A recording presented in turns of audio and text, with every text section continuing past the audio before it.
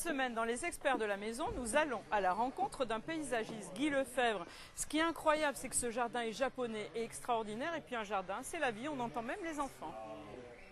Bon alors, vous êtes paysagiste. Ça, c'est un mot nouveau ou c'est jardinier en plus, c'est quoi? C'est effectivement, oui, jardinier en plus. C'est un mot qui n'est pas nouveau, hein, puisque c'est ancien, mais c'est un mot qui réunit le jardinier et le paysage. C'est-à-dire qu'avant tout, un paysagiste est jardinier.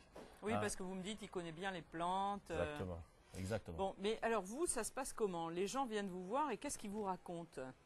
Ben, ils nous précisent un petit peu leurs souhaits, hein, c'est-à-dire qu'ils ont une pièce de terre qui peut être devant, derrière ou sur l'ensemble de la propriété, et ils veulent un aménagement qui puisse être, entre autres, la continuité de la maison et un espace à vivre agréable. Déjà un décor avant tout, et ensuite un espace à vivre agréable. Mais alors en fait, c'est assez fréquent que les gens vous demandent ça, parce que souvent on parle de décoration intérieure, mais c'est vrai que le jardin, on n'y pense pas beaucoup. De plus en plus.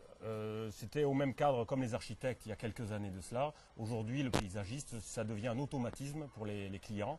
Ils font appel à l'architecte et dans la foulée au paysagiste pour vraiment avoir une bonne symbiose entre l'architecte et le paysagiste pour l'ensemble. Le but, pour ma part en tant que paysagiste, c'est vraiment d'être en symbiose avec le client pour arriver à créer un jardin qui leur ressemble et pas un jardin qui me ressemble à moi.